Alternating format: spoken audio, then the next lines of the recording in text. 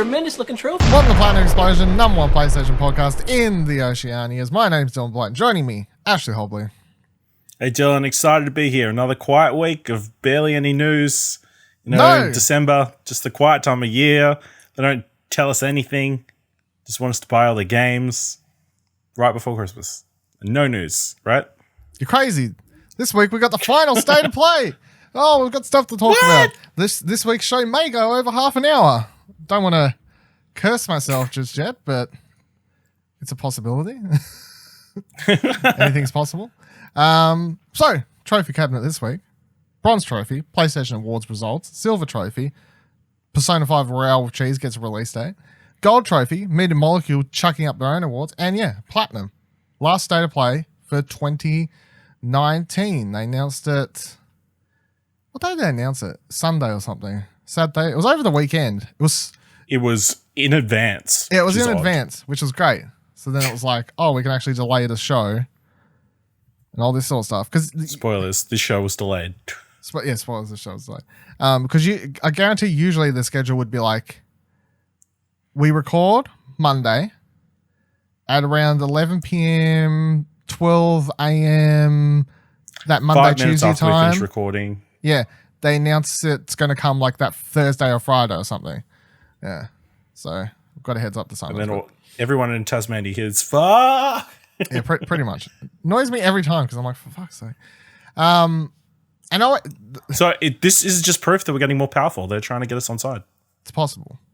My other thing is that with these states of plays is because they're still somewhat new and I'm like not fully certain of how big the news is going to be out of them consistently. It's always like if they're late, I'm like, is it going to be big enough that it's like worth delaying, or is it like is that like a bonus episode type thing? Because I feel like with Nintendo Directs, I don't know, every time they do one, I'd feel like if it was pretty stacked. Yeah, I feel like if it was doing the Nintendo show, would be like have more faith. You know what I mean? Whereas these state of plays are still working out what the hell they're doing and not sure how I feel about them. But before we dive into all the announcements and discuss everything that was shown and blah, blah, blah, piece by piece here during the state of play, it was 20 minutes again, which is what I think the last one was. I thought it was really good. I thought it was paced well. I liked everything they shown. I liked it. Did you like it or? Yeah, I thought it was a good, solid direct.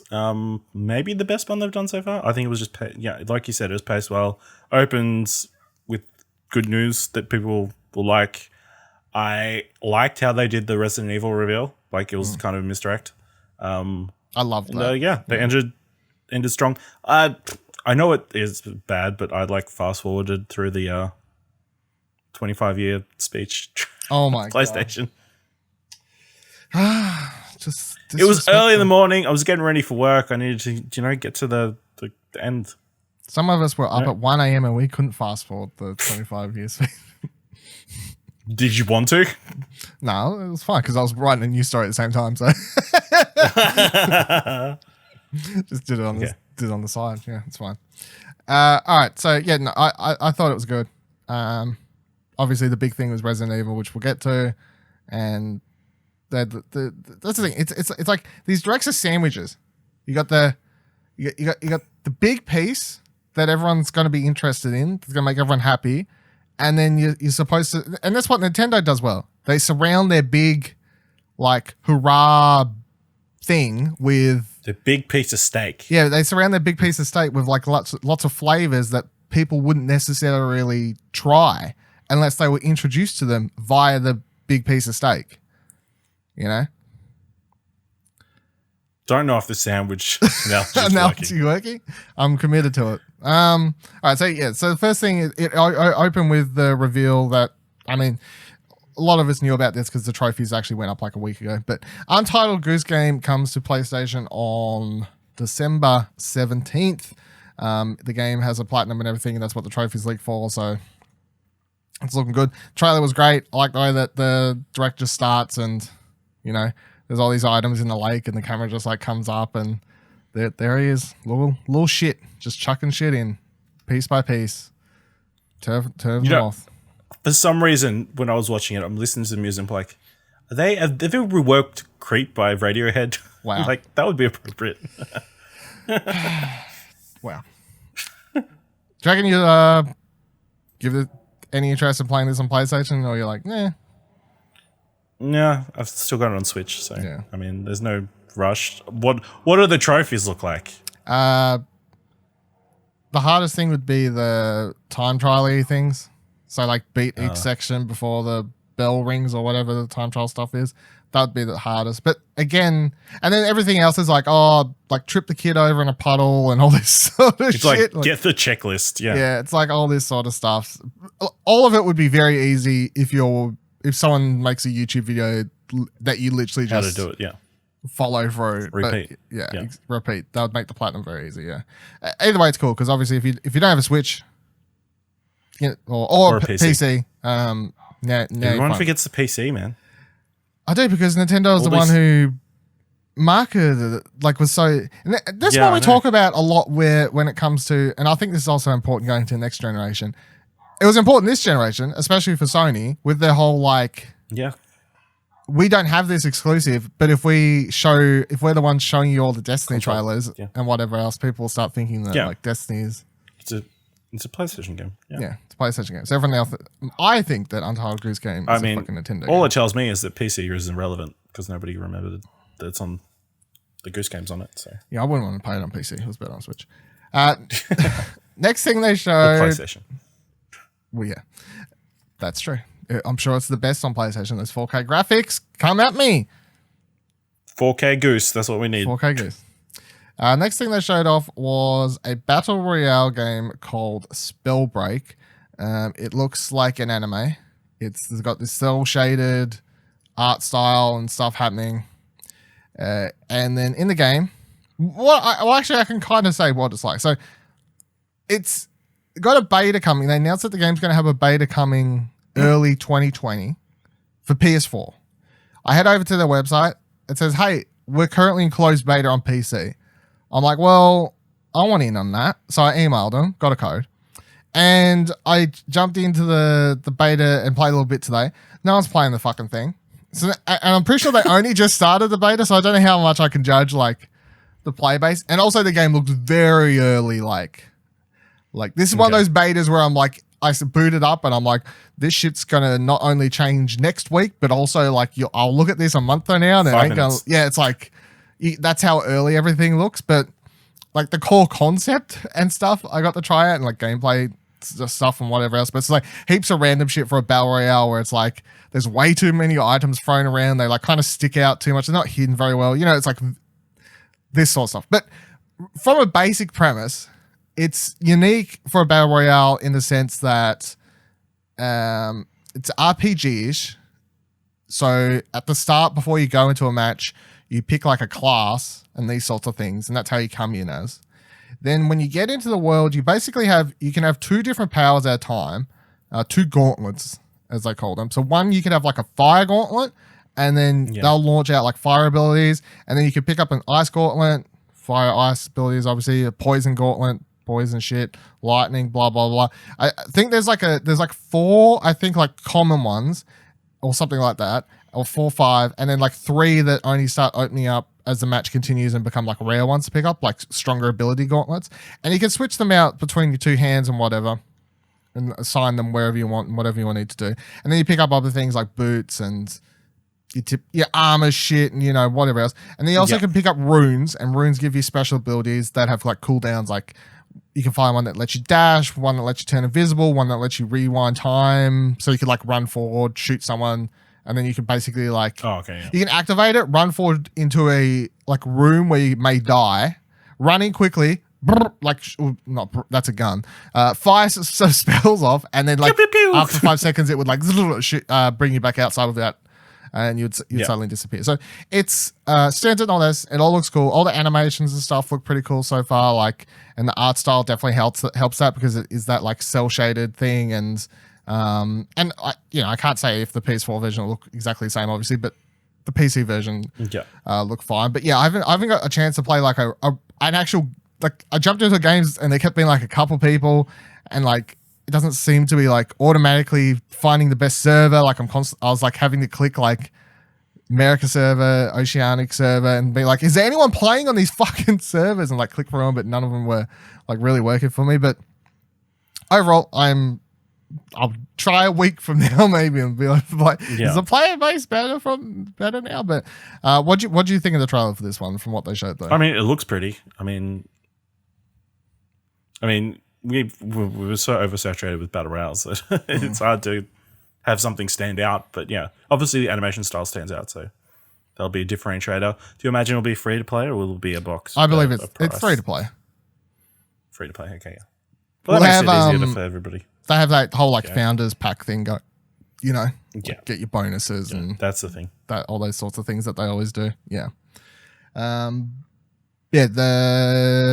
it's like considering how I wouldn't say rough, but like early the PC beta seems at the moment, it does make me wonder like how much difference, like if I take a snapshot of what it was like me testing on PC today, and then when the PS4 beta comes out early 2020, I'd love to just be able to go like, wow, you guys have no idea, like just see how different it looks, but we'll see. Next thing they announced was that Media Molecule put together this really cool trailer for Dreams, showing off all these creations over the period of early access, and they revealed that the game is going to get its full release on Valentine's Day 2020, February 14th, 2020, and in the full release they also revealed it's going to have the Art's Dream, which is basically their single player campaign. That's like what the name of it is.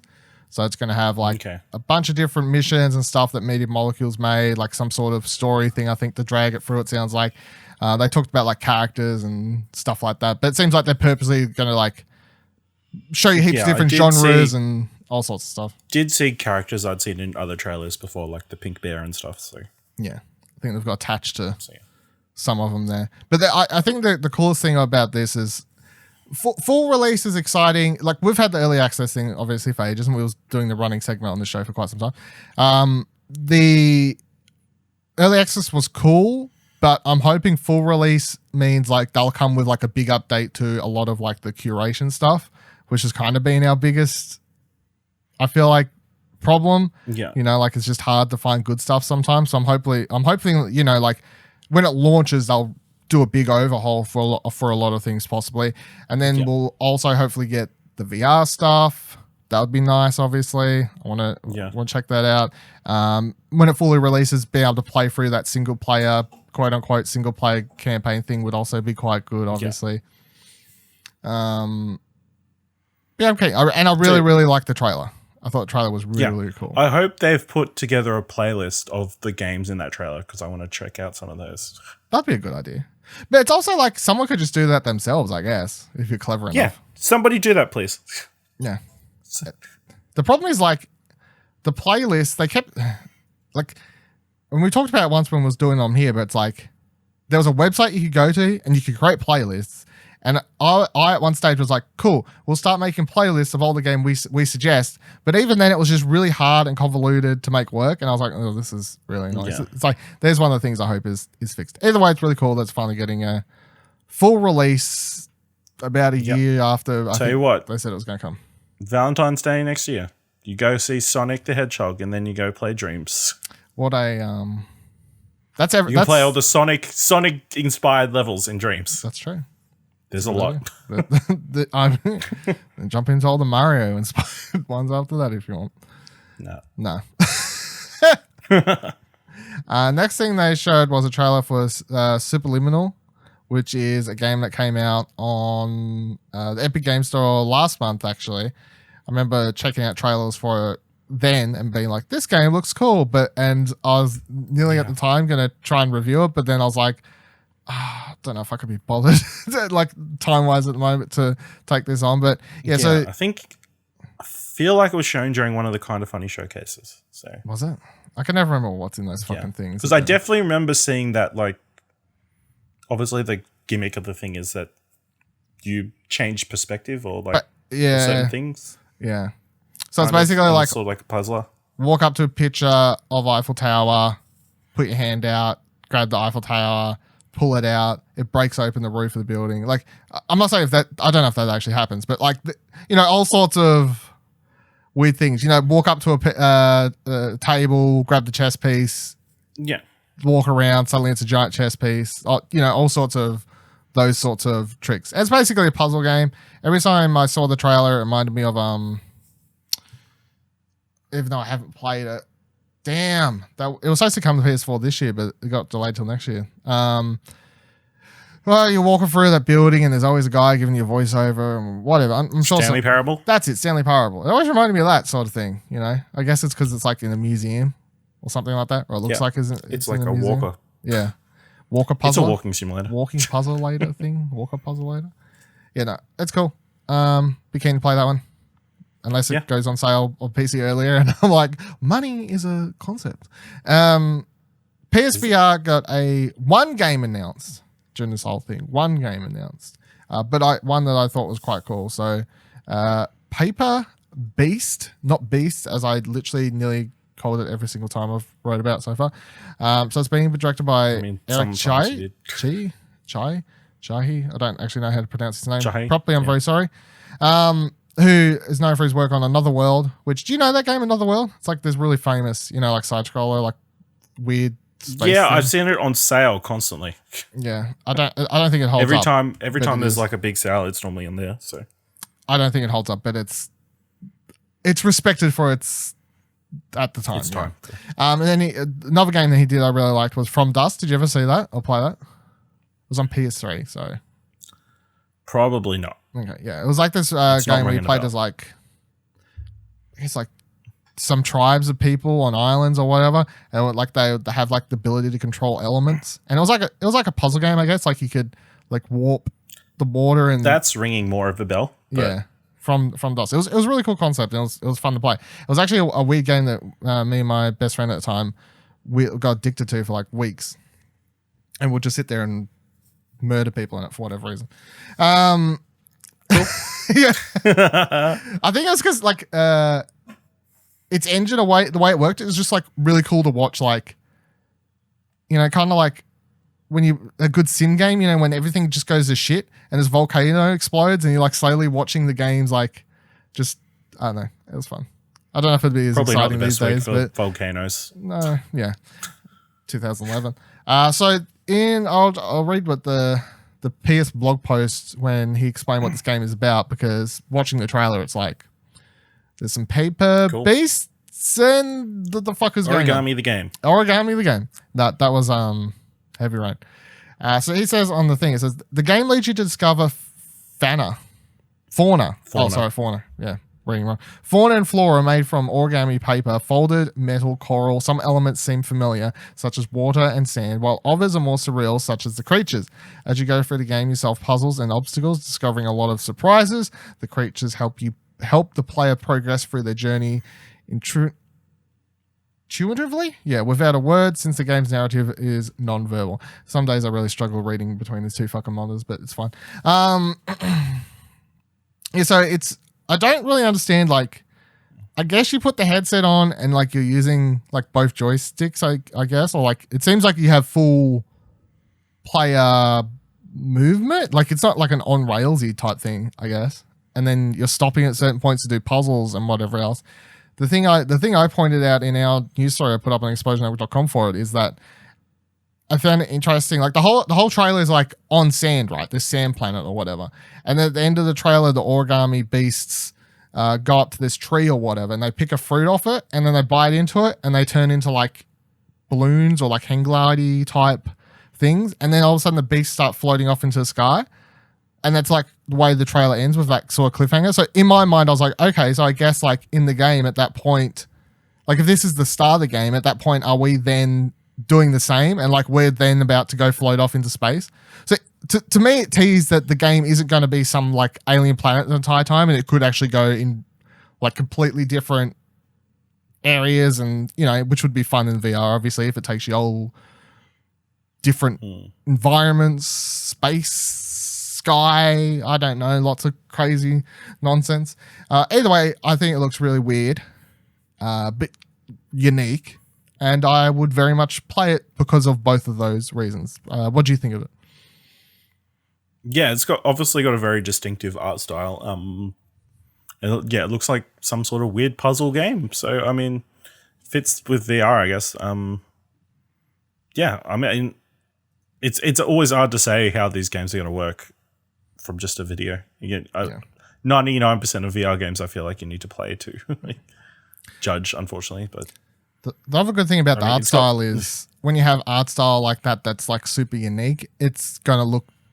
There's a lot higher chance it looks really good in VR than something that's trying to look realistic. You know what I mean? Yeah. So but this from this trailer, you're like, yeah, they could probably do that. There's probably going to be a non-VR version. But the big difference between like this and being like, well, they could probably make a non-VR version, and like when we was talking about on Arcade Couch and Half-Life Alyx, is that those controllers are way more unique in the way they design the game, where it's like the PS Move controllers aren't unique enough for them to be like, you could probably just port that to non-VR. Like, you're just pointing them at fucking things. Like, do you? I don't know. Maybe. Yeah. We'll see. Maybe it is really unique. Feels like VR. It, yeah. Don't know. Next thing they showed was something that leaked like a week ago. Just appeared online, as things do sometimes, and then quickly was getting taken down by everywhere by Square Enix, which was the Kingdom Hearts 3 Remind DLC. Remind. Yeah. Remember? Remind. Remind. I want to remind you. Yeah, Remind. Remind. It's actually Remind. They're just this don't fucking Kingdom Hearts titles. So that's coming out January 23rd. The trailer I really liked. I think it's really cool. It basically teases that. So it's set after Kingdom Hearts 3 at the end of that game, but you're going to be playing through events from before the end of the game, basically from different people's point of views. Because in the game, it's like Sora is off in fucking. So it's after the game, but it's during the game. Yeah, it's very confusing. Sora's off in Limbo Land at the end of Kingdom Hearts 3. He's lost. Riku and everyone's looking for him, which is the way the trailer starts, with Riku looking for Sora, and he's talking to for Final Fantasy characters like Squall and Yuffie and Aerith are there, which everyone is good because all the characters that weren't in Kingdom Hearts 3. Everyone was complaining there was no Final Fantasy characters, no Square Enix original characters, like Final Fantasy characters in the game, and there wasn't, which is really weird considering. I'm hoping there's a story reason. Pivotal. Yeah, it's like they're always in the Kingdom Hearts games, so that was quite odd. There was only Disney characters in the game. The real reason is? Licensing. I mean... There's not going to be any Disney worlds in this game, so now they can put all the Square Enix stuff in. Maybe. I mean, I wouldn't call it impossible at this stage, to be honest. But yeah, so it starts with that. It's like Riku's talking, like, we can't find Sora, blah, blah, blah, blah. Then we get this whole thing of Sora's in Limbo Land, lost. He's trying to find his way home, I guess. And then he's seeing those like glass plates of all the different Guardians of Light, of which, it's like Aqua, Kairi, Roxas, whoever, all the Guardians of Light, Mickey, fucking everyone. Everyone that's at the end of Kingdom Hearts 3, spoilers. And then he's diving into each one, and it seems like you'll dive into each one and it's going to like rewind back to like something during like the end part of Kingdom Hearts 3, and you're going to play it from their point of view, or maybe even earlier. I really don't know. But either way, you're going to dive into these characters and then you're going to play as them, it seems. So you dive into Aqua, you'll do a segment as Aqua, you dive into Kairi, finally get to play as Kairi, because of course I think she was completely fucked over in the base game, like it's like Kairi's finally gonna kick some ass, give her a Keyblade, and then they let her do sweet fuck all in that entire. And then spoilers, she's the only one. So annoying, but yes, finally I be able to play as her, so that's cool. And then the end of the trailer gives you a tease for. Oh, it's been so long since I've had to talk about Kingdom Hearts 3. I can't remember the character's name, but it's the character that showed up in the secret ending of Kingdom Hearts 3, who's like sitting on top of the rooftop and he's like saying all this stuff and watching Riku in the town, and he basically looks like the character from Final Fantasy 15, that sort of thing. Anyway, so that character from that secret ending, which we saw, he's at the end and he's walking towards Roxas, Sora, and they're repeating the same things to one another, blah, blah, blah. Long story short, it's Kingdom Hearts. It's got a stupid title. It's got a really convoluted plot that we're struggling to keep up with. And I'm going to play it. So that's that. Are you gonna play it? Because it's not cheap. I mean, it's like $45. No, it's $45 DLC. No, that's not bad. Depends on the length. I guess. Yeah, and it's a Kingdom Hearts game, so you got to assume the length is going to be decent. Maybe. I don't know. Well, because the DLC comes with, so they've got like the Remind section of story or whatever. That's like one part of it, and then they're also like, oh, we're adding. They're basically. I think we talked about this now. Spoiler thing, I don't remember, but for all the other games, they'll do these final mixes and shit. They'll re-release the game with more secret bosses and all this sort of shit. So they're adding that in this DLC as well. So they're adding all members of Organization 13 are getting new boss forms that are harder. And they're adding a secret level and a secret boss and all this sort of stuff that you'd usually get in your final mix re-release. Yeah. Which people would pay $100 for back in the day. Plus the Remind DLC thing or whatever. The reason people on the internet that's the thing, I'm not like tapped into the Kingdom Hearts fan base. I don't scroll forums and all this sort of stuff because I can't keep up with it these days. I just stick to my own and it's too hard. Enjoy it. I can't handle that plus Star Wars. Plus it's too weeby.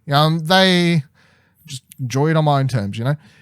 But scrolling through Twitter, the general consensus by a lot of people, mega fans or whatever, it seems to be they're upset because they thought that the original game was quote unquote unfinished, and then they're like, oh, now they're trying to charge us for DLC to finish the game. I mean, I didn't feel like Kingdom Hearts 3 was unfinished. I feel like it was weirdly paced, and I think we talked about that obviously because it was like very story heavy at the end, and it was weirdly paced that way. But I'm like, it took me fucking long enough to finish that thing. I didn't feel like stuff was cut. This feels like an epilogue. Story, I guess, like to tease potentially Kingdom Hearts 4. I don't know, but yeah, it doesn't feel like it's. I guess we won't know until we actually play it. Unfortunately, that's true. That's a good point. The other thing is that they have. Oh, what the fuck? I can't remember the price point. Hold on, open up this news story real quick. So it's $44.95 for the base DLC, and then there's a $59.95 version that includes the Kingdom Hearts Orchestra World of Trace concert video. Yeah. Which, my thing with that is, I don't know who the fuck's going to buy that because as much as I'd like to watch that, I would love to watch that. All right? I would love to watch that. Do I want to pay that much money for something I can only watch? You want to pay $15 more? Yeah, but like, I'd pay $20 for that concert on like a Blu-ray. You know what I mean? Okay. Do I want to pay $15, $20 and then like have to boot up the game and watch it in some weird thing like that? You know what I mean? Like, player, yeah. It's not the same. It's just not the same. So. It's weird, but whatever. Next thing they showed was Predator Hunting Grounds. This game looks cooler and cooler every time I see it, and I'm fucking all aboard the hype train of this at this stage, I feel. So in this trailer, they revealed that they are adding a female Predator to the game who's going to have a, I know, bloody SJWs. Is there a female Predator in Predator lore? I mean, there might be that I don't know of, but like off the top of my head, as a mediocre Predator fan who just watches the movie but is no hardcore fan, I don't think so. I don't know. Maybe there wasn't Predators. Okay, so expect the internet to blow up about this. Yeah, I don't know. There might have been Predators. I don't remember. I feel like if there's any movie that added a female one, it might have been Predators because that was the one that Robert Rodriguez did, and it was like set on their actual planet or whatever. That movie is underrated, by the way, as a side note, and it was way better than the last movie. Predator movie that came out, and Danny Trejo's in it, so that makes it 10 times better. And spoilers, he dies. Fucking Lawrence Fishburne's in it. People should go watch that movie. I want to watch that movie. Now that I'm talking about it, I want to watch that movie. Got a good movie. So yeah, female Predator, gonna have an exclusive weapon, the Yatucha bow, which you see her use in the trailer. Basically shoots at people and it'll pin them to walls and all sorts of stuff, which is pretty cool. And then the trailer also shows off a bunch of Predator's other weapons, you know, normal laser beams and all this sort of thing. My favorite part was the disc that we're seeing them use in the movies, which they can control basically using their computer system or whatever in their arm wrists, and they can like control where it goes or wherever. And it seems like in the game when you can shoot it out, you'll be able to control it, and then you'll be able to like potentially line up several kills and like glide it through several people. So that looked really cool. And then they also announced some pre-order bonuses for the game, which I'm like, this looks cool, but I don't want to pre-order. Okay, so the first pre-order bonus was the 1987 iconic Predator, which of course is the first film one, and then they've also got the old painless minigun, which is from the original film as well. Iconic moment with the minigun that everyone should know who's watched the movie. You have not watched the movie. Have you watched the movie? That's no. But that's like Arnold Schwarzenegger, right? Yeah, No? yeah. I was like, there's no way you've watched Get Predator. to the chopper. That's the one, yeah. And then they're doing a digital deluxe edition that has like a comic book and some other skins and some extra XP and whatever else. The base game's full price in Australia, though, is going to be $54.95, which I will say, that's good for this sort of game. You know? $54.95. I can't complain about that. How much did we pay for? That's like around the same price that Friday was at launch, right? I think so. Yeah. I'm fine. Like, if this was like $70, $80, you know, I think that's pushing it. I'm sure a lot of people would rather it be like cheaper, but at the same time, I'm like, yeah, 55. That's good. Digital Deluxe Edition is $84.95 though, if you want to go fucking hardcore, which I will not be. But yeah, what do you think of the trial and everything we saw for this? Are you keen? Or are you like, nah, too much blood, gore? Okay. No, it looks good. I mean, it looks similar-ish to obviously Friday 13th, but I guess a bit more balanced and a bit more actiony for the soldier side. So I'd be keen to check it out if we're gonna do a couple of nights or something. Oh, I'm playing it. Yeah, I'm fucking sold. It looks great. Looks great. And because I liked Friday, and I feel like it's like Friday was like understanding how to make that type of game, and now they've got like more money. Friday, you got to remember, Friday the 13th was a Kickstarter game. Yeah, and now they've got a studio. So their behind budget them. was limited. Now this is like got Warner Brothers behind it with PlayStation as well. So, you know, And Fox Searchlight, shouldn't it be? I don't know how it works. I thought they were the one doing the thing, but maybe it is Warner Fox. I Brothers? can't remember who owns Predator. I thought Fox did. I'm looking for like a symbol on this. Maybe it is Fox. I was like looking for a little symbol at the end of the trailer here. I'm like, can I not see one? No? Okay, cool. No, I can't see one. Whatever. We'll Yeah, never it's know. 20th century. It is 20th Century Fox. Oh, thank you. It's making me go who insane. did Predator? Like, So, Warner Brothers? you know, it's a Disney game. Yeah, there you go. Predator is a Disney princess. Fuck, I missed a really good pun for the news headline. What was it? Predator Hunting Grounds announces again. Disney princess. We'll change it. Let's change it. Next thing they showed was first gameplay for Babylon's Fall. So this game was announced, I believe, and I should double check this actually. I believe it was announced at PlayStation E3, the last one they did that was really nothing, I think. No, I think it was in that terrible Square Enix one that we woke up at like 2 o'clock in the morning. That is it. It was the same one with the Quiet Man. It was right after Quiet Man. Yep. Yeah, Yep. that's it. And then it told us absolutely nothing. Yeah, they didn't show anything. They didn't show any gameplay. They showed like a concept art or something like that. And they said Babylon's Fall, Platinum Games, Square Enix. Be excited. And then just before that, they showed Quiet Man with like that 1 minute teaser and being like, be excited. That's it. It was.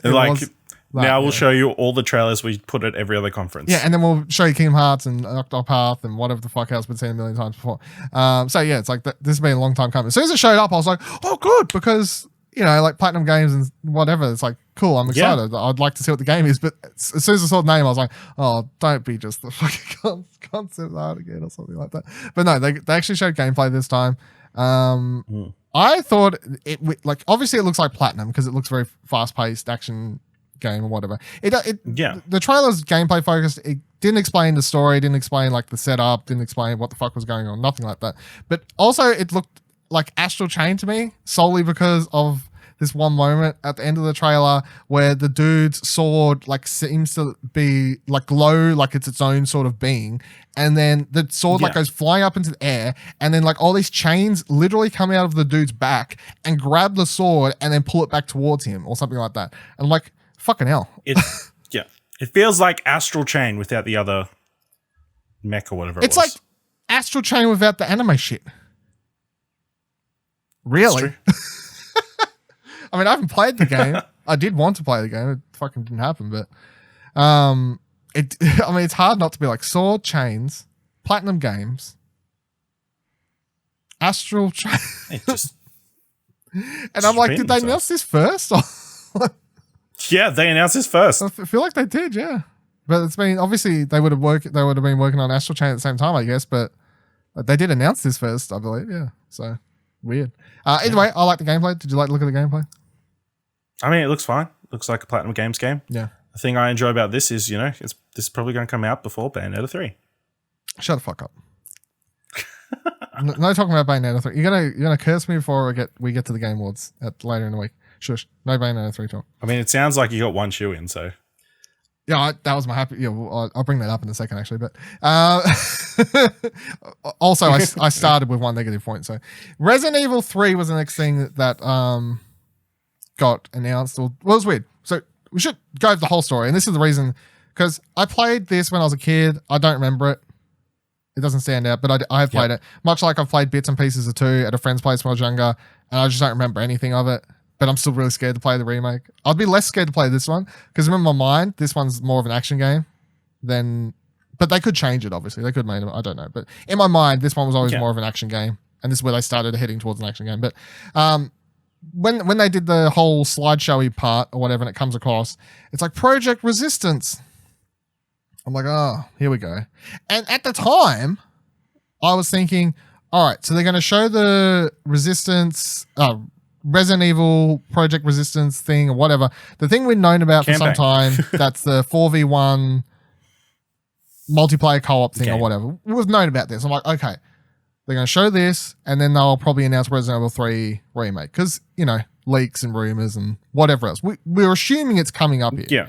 But they did a cool swing on the head, and that's why I really loved the way it worked because it's like had the poster, said Project Resistance, starts the trailer. I'm like watching it for, and it's like 20 seconds to 30 seconds in or whatever. I'm like, this doesn't seem like this seems like a single player thing. Well, they said it's the campaign, they said it was the campaign of that game. Yeah, but it's like it was the way they said it, like to again get you off guard. I think I missed that part because I was just like, was like, oh, yeah, okay, multiplayer. Fucking Project Resistance. Yeah, fucking co-op thing, whatever, bro. Yeah, and I'm watching a trailer and it's also like, why is everything in first person? This is really weird or whatever.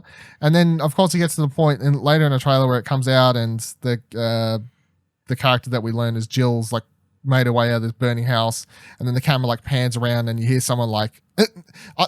See, even as like a not huge Resident Evil fan, I'm still like massive fans. I just appreciate how I know that massive Resident Evil fans would be loving moments like this because it's like the camera comes out, camera's like behind her, and then you hear someone like say something Jill, and then you see like her turn around, like face the camera.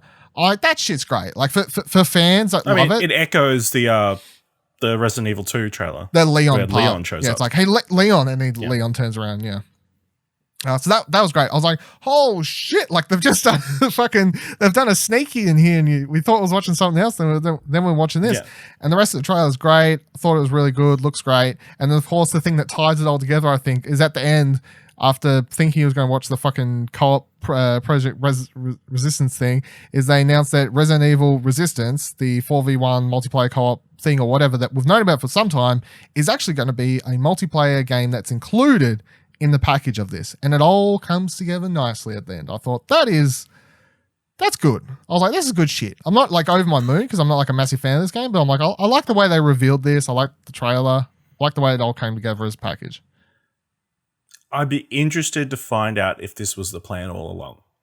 Well, so Imran Khan on Kind of Funny Today, ex Game Informer person, right? So someone who actually knows some shit over there.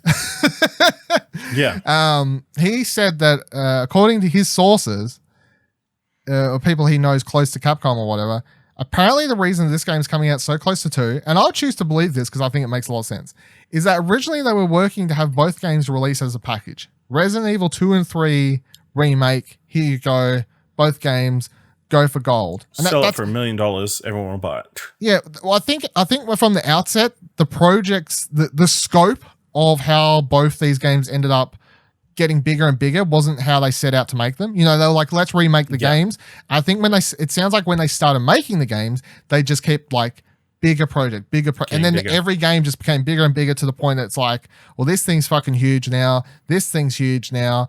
We're not financially. Yeah, like it's not going to make. They're not going to make our money back.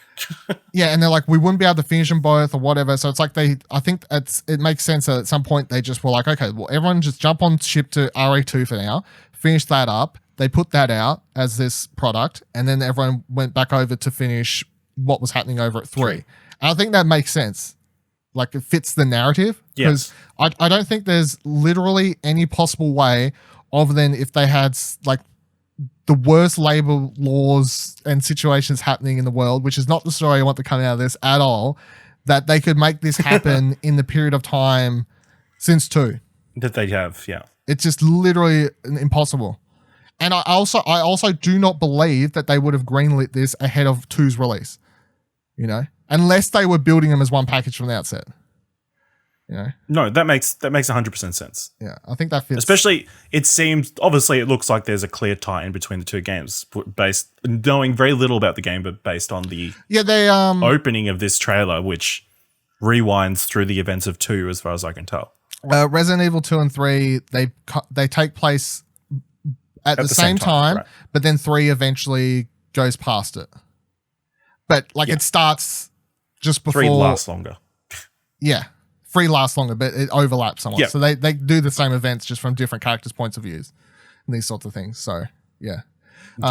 Real love trailer, really great. I was more saying I'd be interested to see whether Resistance was always planned to be added on to something, or they saw the response to Resistance and they're like, we're probably not going to get the number of players in to make people interested in it, so we'll just chuck it in. It could be, it could be many factors, I guess. Like, for all we know, a lot of these... It could still be a standalone game they could sell separate if they wanted to. That's what I believe, actually. Solely based upon the wording of... Or a free-to-play game, I guess. I mean, possibly.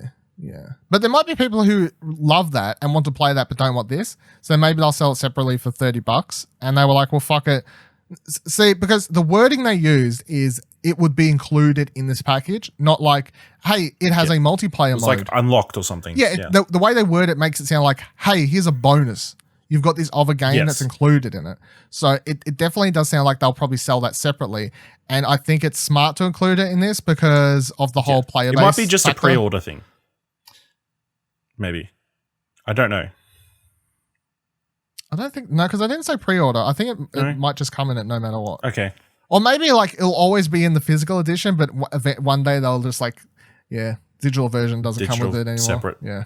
Gets the fuck out of there. You know, these sorts of things.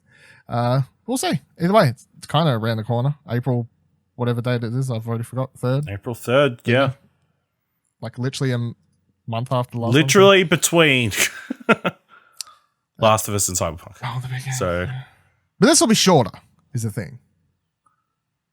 Will it though? Yeah, probably. It's a remake. even 2, if you know what you're doing, you can get through it in well under 8 hours. So, I feel like that's not a great spot for it. I think for the time it is my only thing. Last of Us is going to be 20, 30 hours probably. Cyberpunk's going to be 260 hours. And you've got an 8-hour game? I feel like... I get the feeling it's not going to sell very well. It's just... But it will sell well over the year. It's not going to have great first-day numbers, but... Yeah, I feel... Resident Evil did really well at the start of the year because there's nothing else out. Yeah, people are like, I don't care about the fucking game, but I'm going to buy it because I'm literally bored and I want something to play. People are done. They're like, I don't give a fuck about Kingdom Hearts. Give me something here. They're like, well, do you want Resident Evil 2? They're like, no, but fuck, all right. Okay. It's better than that Kingdom Hearts shit. But fuck okay. You, Mickey Mouse. Yeah. I want to play damn... I can't even understand the plot. At least I can understand the plot in this game somewhat. Better than another one. So Resident Evil, that was great. And then... after that is the thing we talked. Ken Kutaragi did a 2-minute look back, speak about the thing, which I have no big attachment to him because he is PS1, PS2 era, I guess, that sort of like chain. And that is well before I started either A, doing this, B, writing about games and doing my own YouTube stuff, and C, well before I gave any fucks outside of put the game in my console and just let me play it. Like he's from when I was a kid, you know what I mean? So I have no. It was cool though. I mean, like it's nice. I'm sure. Cool. Would have been better if he was at the start though. That's I think that was a shocking they didn't announce some sort of collector's edition or something of him. No, like something. So I get this special limited edition DualShock 4 with Ken Kutaragi's face on it. Well, signed edition. Signed edition of Ken Kutaragi. In the style in PlayStation 1 grey. I don't know how well that would do, but yeah. And here was what we thought was going to end it on, but of course they then did one last thing, and they played a teaser trailer for Ghost of Tsushima, and it went for like a minute, and it shows these Shogun, I guess, like walking down a road, and then down the end is our figurative ghost, quote unquote ghost, I guess. And he's like, it looks way different to the last time we saw him. This time he has like way different armor on. He has like a full helmet thing on. He looks way more fucked up. Well, we've seen that version of him before. I feel like this is probably later in the game to what we saw in the E3 demo. Yeah, that stuff looked early. That's like he just left his village in the E3 demo, I feel like. Shit hasn't gone down yet. No. And then he drops like a smoke bomb or whatever, and then like cuts away and says, see the full trailer at the Game Awards. So you're going to get the full trailer Game Awards, which is great for me because one of my predictions on Arcade Couch last week when we did our Game Awards predictions was that Ghost of Tsushima would make its presence at the Game Awards. So as much as I was like, cool, Ghost of Tsushima, my first thought was literally points. Like, yes. Point? 1 point closer to Kieran playing Battleborn. And I started at a fucking negative too because I don't want to spend too long on here because I didn't put it down and talk about it in the show. But it's the other show. But literally, we do our predictions, and then they announce the Outlast game like the next day. Literally 12 hours later. I mean, I was so upset. Told you. I was so upset and annoyed that I didn't even bother like tagging you or any like Kieran or like putting in our Slack or anything. I was just like, I don't want to talk about this shit. I didn't even see the announcement, so I didn't see it until I read your predictions article. So, like, cool. It's probably because I follow. I mean, I told you on air it wasn't going to be a Game Awards game, but you know, you live and learn. Fucking could have waited 2 weeks. Some people just can't accept I was right. It was like one of my other predictions was going to be that they announced Kingdom Hearts DLC. Remember, I had that as an honorable mention. Yeah, like I didn't put that one down. It's fucking hell. Would feel bad if I was like, I would feel terrible if all my predictions were things that happen just in the 2 weeks. Oh, I've never seen nobody has had their predictions happen early. Freaking Kingdom Hearts Orchestra. gotta watch out for the orchestra. Gotta watch out. That's where all the shit happens. All right. So. I mean, that's it for the state of play. But we have some other news stories I want to go over us. Who knows what could happen? More news? Yeah, more news. This is crazy. Dive into a couple things here. So, firstly, I want to get those Media Molecule awards that are happening. I thought this was a cool thing that we're doing. So, Media Molecule Dreams is having an awards for their creators in the game and blah, blah, blah, blah. They've got Creator of the Year, Dream of the Year, Best Visuals, Best Narrative, Best Sculpture, Best Song, Best Animation, Best Gameplay, Best Curator, Best Character, Best Sound Design, Best Voice Acting, Funniest Creation, the all-awed, oh, it's so cute, Most Improved Dreamer, Hidden Gem Creator, Hidden Gem Dream, the Wish I Had Thought of That award, Community Star, Most Helpful Dreamer, Favorite Streamer. So lots of awards to go through there, and I think this is really cool. I think obviously if they do the same thing next year, it'll possibly be bigger if more people start buying into the game upon full release or whatever. But it's like for everyone that's been in there like week after week of this early access period over the last year, like have their own like sort of like community awards for creation in the game and these sorts of things and get recognized. And like I like how they've not just had like a couple and being like, oh, best stream, best game, this, blah, blah, blah. They're like best song, best animation, best character, best, sculptor, best, like they're spreading out like the different tools and ways that you can be a player. I also like that it's not all community awards. It's not the community deciding. Like it's Midi Miracle themselves deciding who's the best, who the top ones. But there's also some community awards that people can get involved in. So, well, that's cool. It makes sense because from what we gather, I've been sitting around and working on Dreams. They spend a lot of time just playing games. Dreams because it's like how they're able to improve upon things and see what everyone's building and whatever else. So it's like they put the game in early access. They have to play off people's stuff, I guess, to do it and whatever. They would constantly stream on their Twitch channel, like we're playing some games and they'll go through and just play and whatever else. So I feel like if you make a game like Dreams, then like your payoff for working on it is to play the games that people make through your game. So that's really cool. The winners are all going to be the Impies. Sorry, that's the proper name. The Impies, of course, because the imp is what you control your cursor in the game. They're going to be announced on January 26th, and nominees are currently open for the categories. If you want to jump on over to Minimolecle's website and drop some shit there. Next thing. Also, very smart ahead of the full release, because now you've got a whole bunch of award-winning games for people to explore as soon as they jump into the game day one. Yeah, it's like what, this is the best of the content that was made. Well, make that a playlist in early access. The Impy, I'm sure they will. Impy 2019 award winners. Here's the playlist. Play all the award-winning games. Well, apart from the best sculpted, you can't really play that. That's more of just a thing you put on your Twitter profile. I think. Just showcase 2019 Impy winner for best sculptor in Dreams.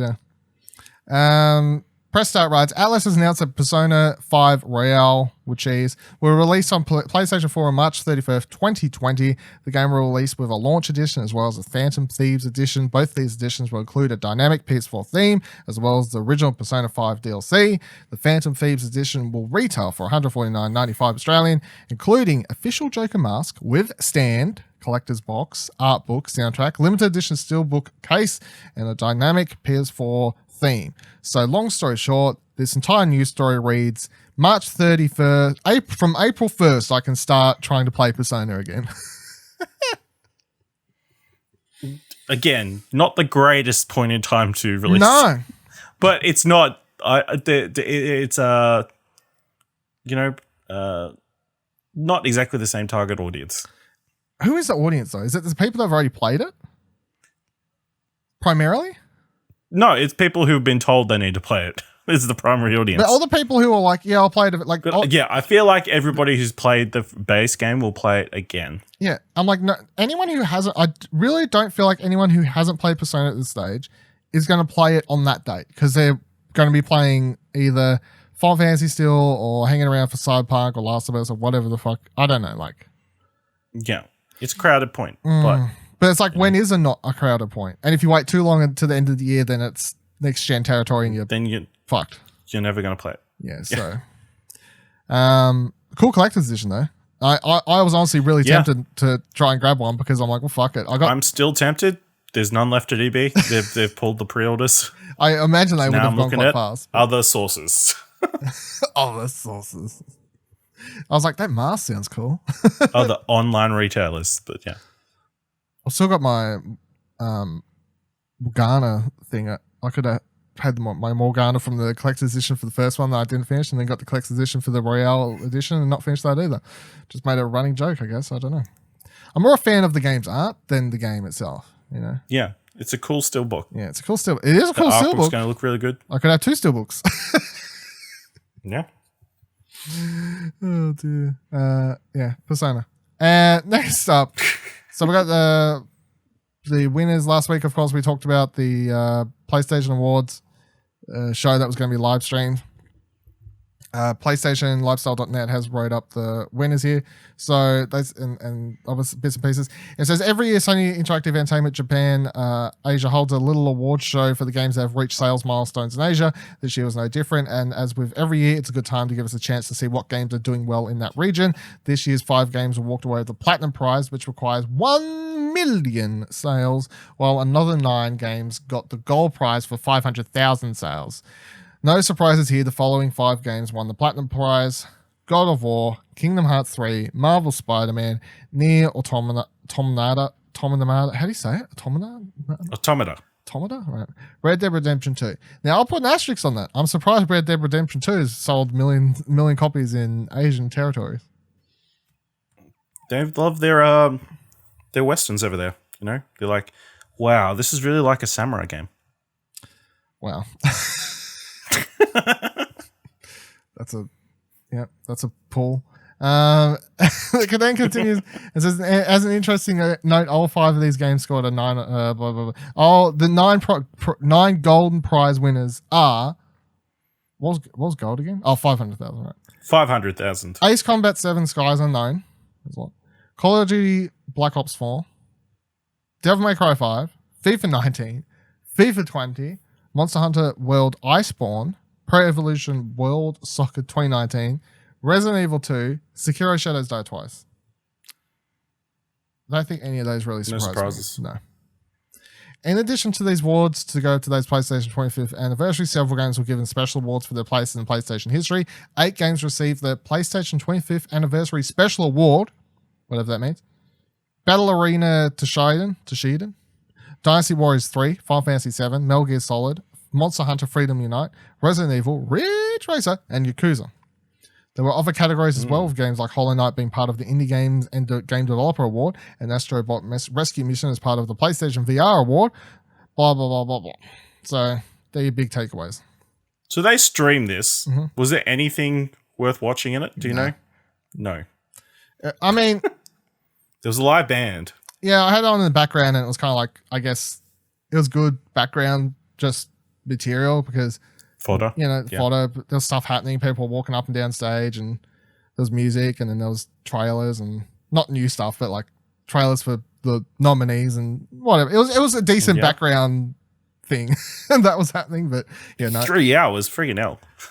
Yeah, I didn't finish it. Let's be honest. I didn't finish it. But so they could have made a bunch of announcements.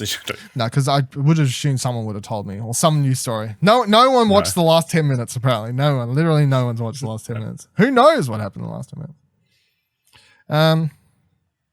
What was up to here? Next one. Marvel's Avengers. Right. So Marvel's Avengers is getting a prequel tie-in novel in March. Right. Jewel Shockers. I thought this was funny after our whole... talking about books every week on this fucking show. Right? Square Enix and Crystal Dynamics plan on releasing Marvel's Avengers next spring, and in typical Marvel fashion, multimedia movement is being made out of it. Today, Titan Books revealed to IGN that it's collaborating with Marvel Entertainment, Square Enix, Crystal Dynamics, Eidos Montreal, and author Greg Keyes to create tie-in books for Marvel's Avengers. The first of these, Marvel's Avengers: The Extinction Key, is poised to arrive March 31st, 2020, less than 2 months before the game's launch. For Marvel's Avengers: The Extinction Key, it seems that author Greg Keyes will be fleshing out the pre-A-Day world. IGN gave a brief summary of the game, revealing that, quote, the novel will follow the Avengers and their allies as they battle an ancient organization called the Zodiac. The Avengers team, consisting of Captain America, Iron Man, Thor, Black Widow, and Hulk, join forces with other heroes like Doctor Strange, Dr. Voodoo, and S.H.I.E.L.D. agents to stop Zodiac from taming a weapon called the Zodiac Key. While what is most interesting about this book is the number of characters it adds to the world of Marvel's Avengers, with the likes of Zodiac, Doctor Strange, and the brother Voodoo slated to appear. The likelihood of them appearing in Crystal Dynamics games becomes all the more likely.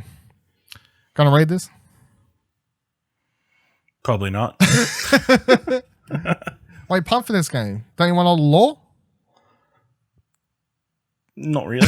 No, not really. I don't know how vital this is going to be. Not very, I'd imagine.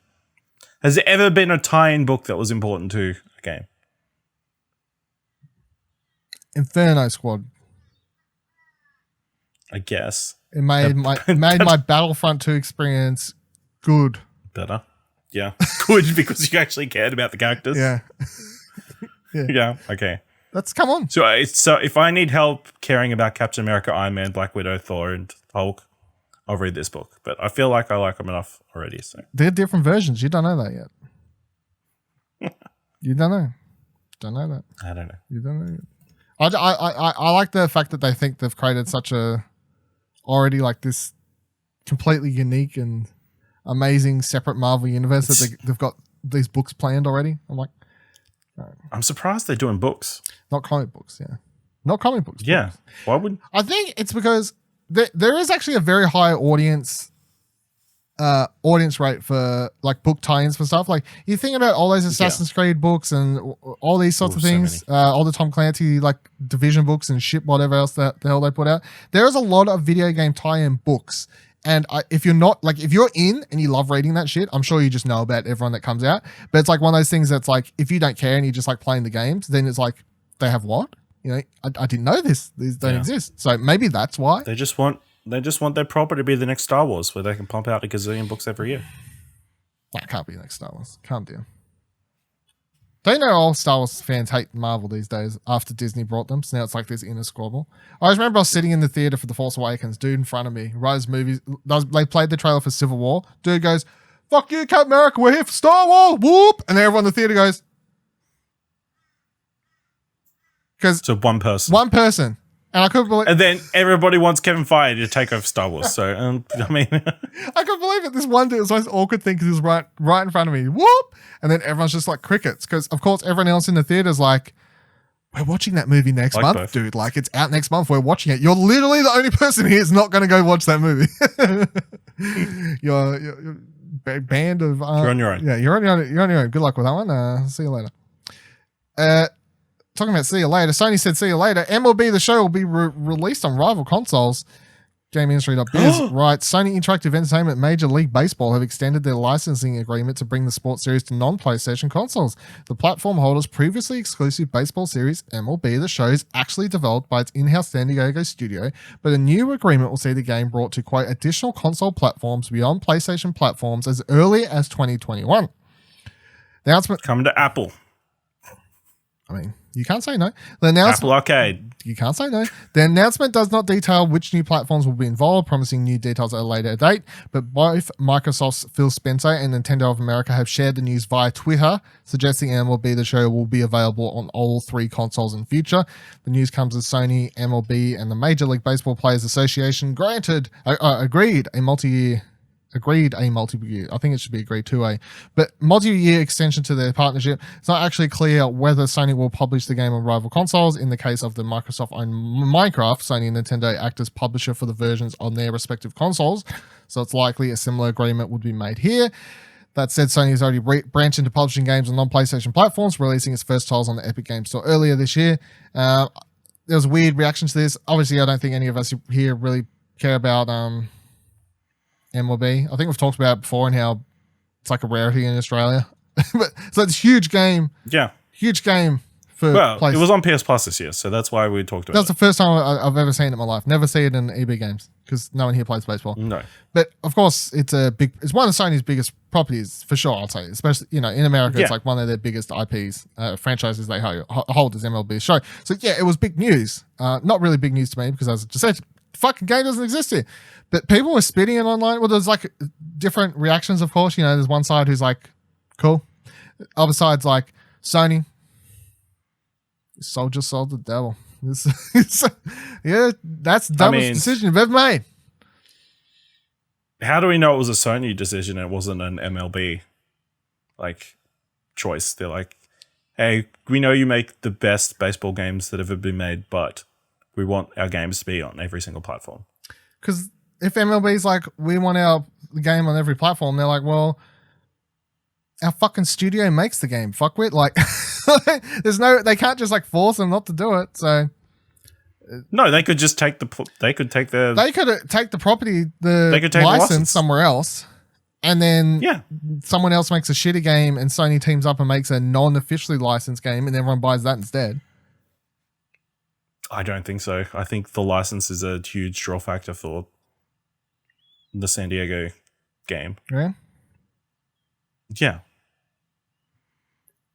I obviously, I feel that's why none of the knockoff soccer games have ever been that PES? well received. PES has some licenses that is important. Then once the 2K lost the license to the NFL, they stopped making American football games. So licenses are vital to keeping these sort of games being produced. there's also never been any competition to MLB though. So if there was suddenly Not recently. if suddenly there was two games, surely there was an EA game. I would imagine they had a license everything for a while. I don't know. I've never. Yeah, I don't actually know. But no, Don't know. I think it's good. Obviously, good for Sony San Diego. Their game's going to get sold more places. Yeah, this one of those things that doesn't matter to me. It's going to be on Apple Arcade, Google Play, and Stadia, and Epic Game Store. Maybe. This is one of those where it's like, this is not one of those losing an exclusive that matters things. You know? No. It's like, oh no. You've lost your biggest It's not thing. like if they lost Uncharted. If they start Yeah. making Uncharted on other platforms, you'd be like, what the fuck? Yeah. Even if you look at Xbox and everything, they're not going to put Halo on PlayStation or Nintendo or whatever. I don't think that. It's like there is a line I feel there, and it's like I think recently we're just seeing that like when we go into the next generation, all the studios are kind of just learning to play a little bit nicer with each other for certain things, and it's working out better for consumers and gamers, obviously. But it's not. They're not going to just be like, yeah, Uncharted on everything, Halo on everything, Mario on everything. That ain't going to happen. There is a line, I feel so. But no. Either way. I mean, it makes sense. I mean, MLB, the show on Switch would be good, I would imagine, for baseball fans. Yeah. Boot it up, You know? play a match. You can take your Switch to the baseball game, you know? That's a trailer waiting to happen. Well, it's really... That's a trailer waiting to happen. That trailer's going to happen. Not Shout out. I just tipped you for a home run. Yeah. Don't say it like that because it's probably going to happen. IGN writes, Final Fantasy VII Remake cover says it's time PS4 exclusive until 2021. Shocker. Title literally says everything. Square Enix has just updated the box art on its store page for the upcoming Final Fantasy VII Remake, which now displays a message on the bottom right-hand corner that reads, PlayStation exclusive, play first on PS4, followed by further messaging that clarifies it will be a timed exclusive until March 3rd, 2021. That is the story. I was not shocked by this. I feel like when it was announced, Adam Boyce came out and said it's coming first to PlayStation, which implies it's not going to stay exclusive to PlayStation. I feel like with all these games, Death Stranding included, if we rewind time, the first time they mention them, they're very like specific with their wording, and then like in between, it gets all like, oh, what's going on? And then when it gets closer to the launch release date for any of them, they're like, and here's the facts of the matter. Like, here's what's happening. Now I've had some time. But 2021 it's got a year of exclusivity. That literally killed like Tomb Raider for PlayStation. So like, you know, like history shows a year as a year. I like everything moves forward. So yeah, like it'll do the best ever on PlayStation. That's full stop. PlayStation gets to associate itself. To the uninitiated who don't read the box arts or read IGN, they'll still think it's a PlayStation exclusive because PlayStation has their logo at the end of every trailer and every billboard and whatever else. And then 2021 rolls around, they'll put it on PC and Xbox, and it'll do decent on PC and it'll do okay on Xbox. Yeah. But you know what? You'll be able to get that Xbox Collector's Edition, Paul James. That's true. The other thing is that I guess if you want to read into it more, the date could specify when we'll see the game re-released for PS5. I guess. I mean, they could do that. Like it does say PlayStation exclusive. So but it's like maybe they'll just keep it up. They'll release it for PS4 early next year, and then they'll do a PS5 re-release with everything else, with the PC and Xbox Project Scarlet at the same time. Whatever it is, yeah. But of course, that makes sense. I feel like that would make sense, right? Yeah, because I feel like that's going to happen. Obviously, even though we've talked about how you can just play your PS4 games in PS5, but obviously, if I mean, if you're going to launch it again, you might as well launch it completely again. Yeah. So it's like, there's your first PS5 release date. And you know what you do? You go, guess what? At the end of this version, trailer for episode 2. Title in. Do you reckon episode 2's got this same exclusivity deal? Surely. If Sony's smart, they're like, hey, every episode we want a year exclusive. No, I feel like the second you start implying that Sony's got exclusives set up for the sequel already, then you're implying that they actually know how many episodes and games there's going to be, and they've like worked out this deal way ahead of time. I don't think they know how many fucking games it's going to take to finish this thing. It's going to take 20 games. I don't know what's going on. Nah. It's like 3. 3? 3 is a nice round number. It ain't going to be 3. It's not really.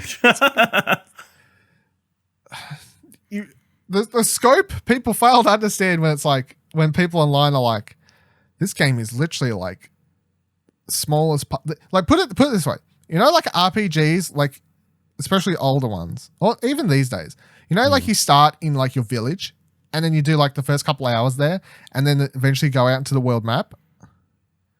This is that. That is that section of Final Fantasy VII. Yeah, but this is going to be more streamlined.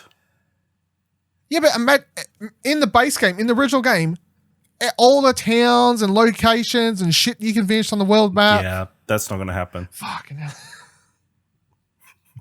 Every time this fucking game comes up, it's like the same, like, thing. I swear to God. All right. I'll do it for this week's episode. You can. Follow me on Twitter at Vivaladil, Vivaladil. You can follow Ash on Twitter at AshleyHobby, ASHLEYHABLEY. You can follow the show on Twitter at Platt Podcast. You can help out the show by giving us a review either on Apple Podcasts or Podchaser, or alternatively, if you like the show, just tweet at any of those things and be like, cool. Yep, Final Fantasy, great. Kingdom Hearts, great. Resident Evil 3, great. State of Play, great. Great time, everyone. Goose, quack. Discord, explosionnetwork.com/Discord. Send any questions for the Toho show or my Toho. This is, of course, a product of the Explosion Network. You can find many more shows, articles, news, reviews there. explosionnetwork.com. And I'll do an extra plug and say you can also find Arcade Couch there. And you'll probably want to listen to this week's one because we will talk about Ghost of Tsushima trailer on that, because we'll be talking about the Game Awards on that. So Tsushima, anything else PlayStation related? I mean, we'll probably talk about it. We'll probably re-talk about it here, like with a little bit of a different spin on the angle as we usually do for that sort of thing. But if you want like first reactions, Arcade Couch this Saturday. That's the one. This Saturday. Go check that one out. Follow Explosion Network on Twitter at ExplosionPod. And until next week, remember that every trophy counts. Quack, goose, quack. It's honk. Honk. Fucking hell. Fucking hell.